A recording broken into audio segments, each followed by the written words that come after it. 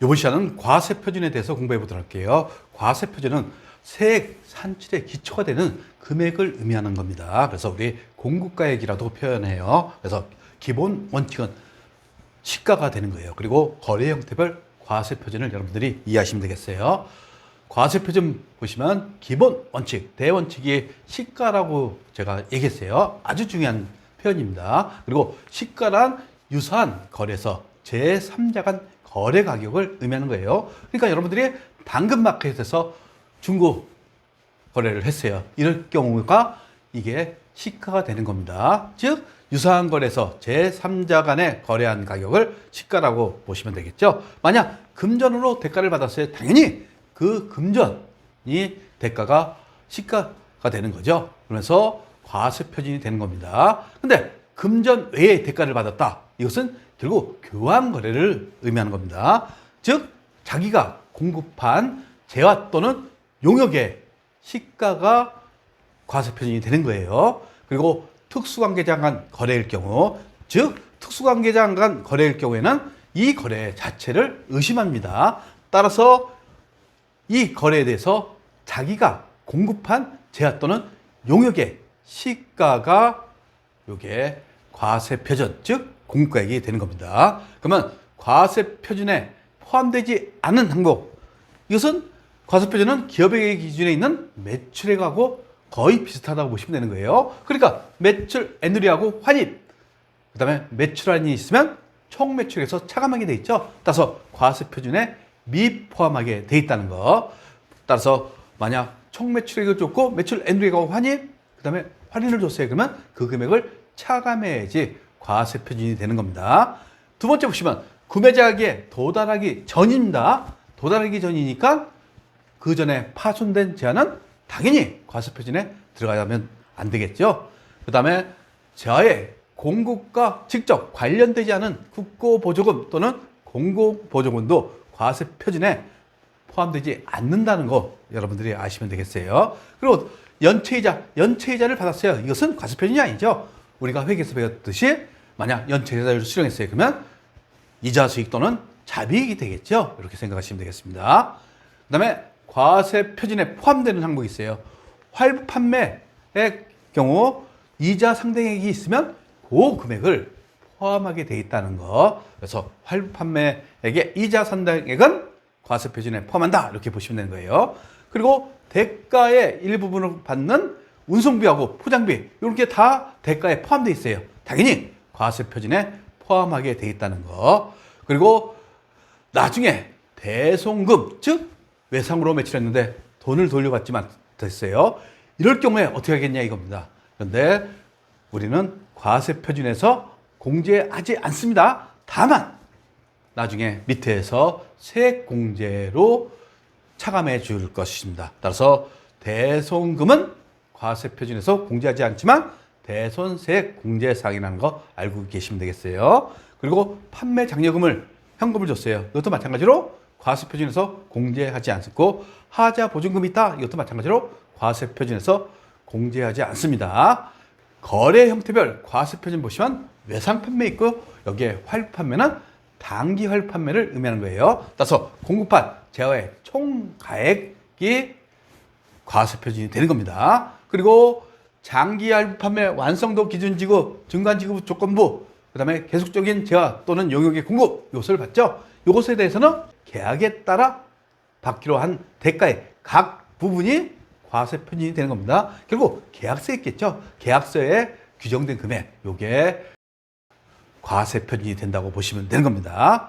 그리고 대가를 외국 통화로 수령 시 과세표준, 즉 수출했다고 생각하시면 되는 거죠. 그래서 수출의 공급 시기는 언제라고 그랬어요? 선적일이라고 그랬죠. 만약 선적일이 6월 30일이라고 가정합시다. 근데 그 전에 달러를 수령했어요. 이럴 경우 환가했으면, 즉 원화로 교환했어요. 이럴 때는 환가한 금액이 과세표준이 되는 겁니다. 근데 선적일 이후에 수령하거나 또는 환가하지 않은 상태로 갖고 있어요. 즉 달러로 계속 갖고 있다 이겁니다. 이럴 경우에는 선적일 환율을 적용해 갖고 과세표준을 산정하는 겁니다. 공급시기 도래 전에 외화를 수령했다. 환가했을 경우 어떻게 한다고요? 환가한 금액. 근데 미환가하거나 공급시기 이후에 외국 통화로 지급받은 경우, 이럴 경우에는 공급시기, 즉 선적일의 기준 환율을 적용해 갖고 과세 표준을 산출하게 돼 있다고 보시면 되겠습니다. 그러면 예제를 통해서 한번 과세 표준을 공부해 보도록 할게요. 수출 면장에 의하여 결국 수출 관련 서류라고 생각하시면 돼요. 제품 10만 행을 손이사에 직수출하고 대금은 1개월에 받기로 했다. 선적일 환율 1,100원이랍니다. 100엔당. 1번 또는 엔화는 100엔 단위로 고시해요. 그래서 1행당 얼마가 되는 거예요? 11원이 되는 거죠. 그러면 먼저 외화로 회계 처리하시면 돼요. 즉 제품 매출 10만 행, 외상 매출금 10만 행. 여기에 환율을 적용하시면 되는 거죠. 결국 선적일 환율로 적용하시면 얼마가 되는 겁니까? 1,100만 원 제품 매출이 되는 거죠. 이게 과세 표준이 되는 겁니다. 두 번째 보시면 미국 기업인 애플사의 제품 10,000달러 수출 계약을 체결하고 1,000달러를 보통예금으로 수취하다 하면서 환율은 1,200원이에요. 결국 차변의 보통예금, 대변의 선수금이죠. 이것도 마찬가지로 1,200원씩 다 곱하시면 차변 120만 원, 대변 120만 원 이렇게 되는 거죠. 그 다음에 세 번째 보시면 제품을 선적 완료했다고 됐어요. 나머지 잔금은 선적 후 15일 이내에 받기로 하다. 결국 외상으로 했다는 얘기죠. 그래서 선적일 기준 환율을 줬습니다. 그리고 수출 신고 기준 환율은 이것은 의미 없는 숫자입니다. 그리고 앞에 4월 1일 선수금을 원화로 환가한 경우와 환가하지 않은 경우 각각 부가세법상 과세 표준으로 회계 처리하라 이렇게 써요. 결국 선수금을 환가했냐 안 했냐에 따라서 이제 회계 처리가 틀려집니다. 그리고 선수금을 환가했어요. 이럴 때 과세 표준은 어떻게 한다고요? 환가한 금액이 되는 거죠. 결국 1,000달러에 대해서는 1,200원, 그리고 외상한 것은 선적일 환율 1,300원을 적용하는 거죠. 따라서 1,290만 원이 제품 매출이 되는 겁니다. 도능시에 선수금은 1,000달러죠. 여기 얼마를 곱하시면 되는 겁니까? 1,200원을 곱하시면 되는 거예요. 그리고 외상 매출금은 9,000달러, 얼마를 곱하시면 되는 겁니까? 1,300원이에요. 결국 1,300원, 1,200원이니까 여기에 외환 차손이나 외환 차익이 없습니다. 근데 두 번째 보시면 선수금을 미환가했을 경우, 결국 미환가했을 경우 과세 표준은 어떻게 한다고 그랬어요? 선적일 환율을 적용한다고 그랬죠? 결국 10,000달러 곱하기 1,300원이니까 1,300만 원이 되는 거예요. 따라서 제품 매출은 1,300만 원이 되는 거죠. 그리고 차변의 선수금, 이것은 어떤 환율? 앞에서 1,200원 적용했죠. 그리고 외상 매출금 9,000달러에 대해서는 선적일 환율 1,300원을 적용하시겠죠. 결국은 이것에 대해서 이제 차익이 발생되는 겁니다. 차변의 외환 차손 10만 원이 되는 겁니다. 결국 외환 차손이익은 선수금 1,000달러에 대한 거, 지금 선적일하고 선수금 수령시하고 환율이 올랐죠. 선수금은 부채죠. 환율이 올랐으니까 부채가 늘어났어요. 그러니까 10만 원의 차손이 발생되는 겁니다. 따라서 여러분들이 외환 차손이익을 계산하실 줄 아셔야 되는 겁니다. 그래서 요까지 보시고, 제외 수입에 대한 과세 표준은 수입했을 경우 거기에 관세, 과세 가격 이렇게 했죠. 이것은 수입 물품의 과세 표준을 구하기 위한 가격을 말하는데 이게 실제 우리가 수입 가격이 아닙니다. 따라서 여기에 플러스 관세를 플러스합니다. 그리고 개별 소비세, 주세, 교통에너지세, 환경세, 교통세, 농어촌 특별세를 다 플러스해요. 요 세금의 특징이 뭐냐면 국세입니다. 따라서 제외 수입세에 대한 과세 표준 문제에서 만약 지방세를 줬어요. 그러면 지방세는 포함되지 않는다는 거. 그리고 수입자의 경우 요 가격이 우리가 수입한 가격이 아니라고 보시면 되는 거예요. 그리고 수입자에 대해서는 세관장이 세액인서를 발급하게 돼 있어요. 따라서 예제를 보시면 울산 세관장으로부터 수입 전자세액에서 공과에 3,000만 원, 부가세 300만 원을 발급받고 부가세는 현금 납부했다. 결국 요 공과액이 수입 가격이 아니라는 것을 아셔야 돼요. 결국 관세, 과세 가격으로부터 출발해 갖고 2배의 가액이 되는 겁니다. 따라서 지금 부가가치세만 현금 납부한다는 거, 그리고 수입자는 누가? 세관장이 세액연서를 발급합니다. 그래서 수입 세액연서라고 표현합니다. 따라서 차변에 부가세 대입금 현금 납부했다고 그랬죠? 그리고 대변에 현금 하시면 되는 겁니다. 그 다음에 간주공급, 결국 무상공급했을 경우에는 대가가 없죠. 이럴 경우에 어떻게 하느냐 이겁니다. 과세표준 당연히 계속 얘기했죠.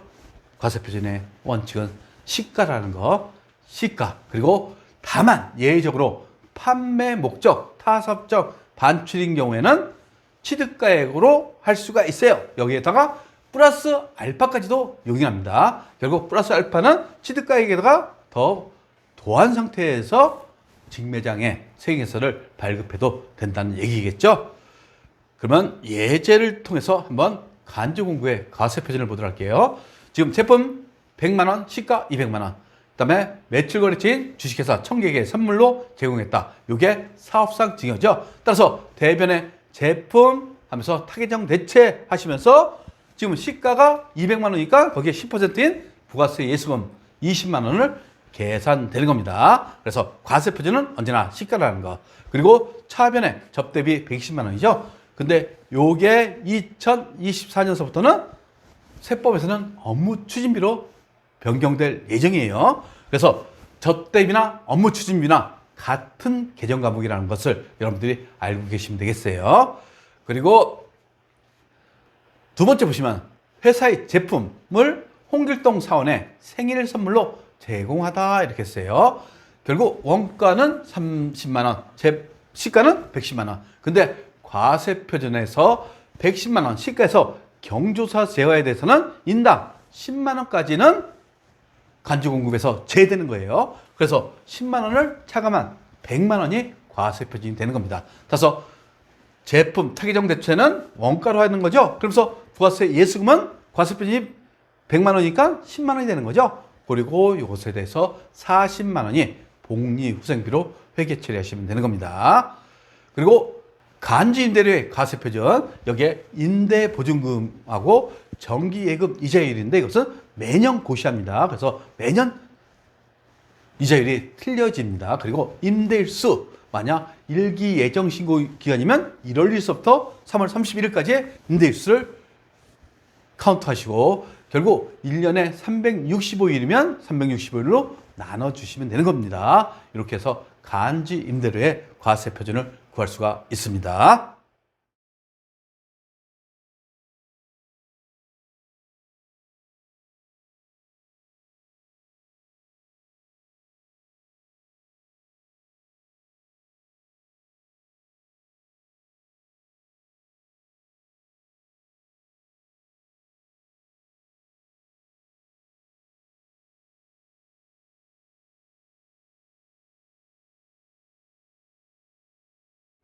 구독과 좋아요는 우리에게 큰 힘이 됩니다.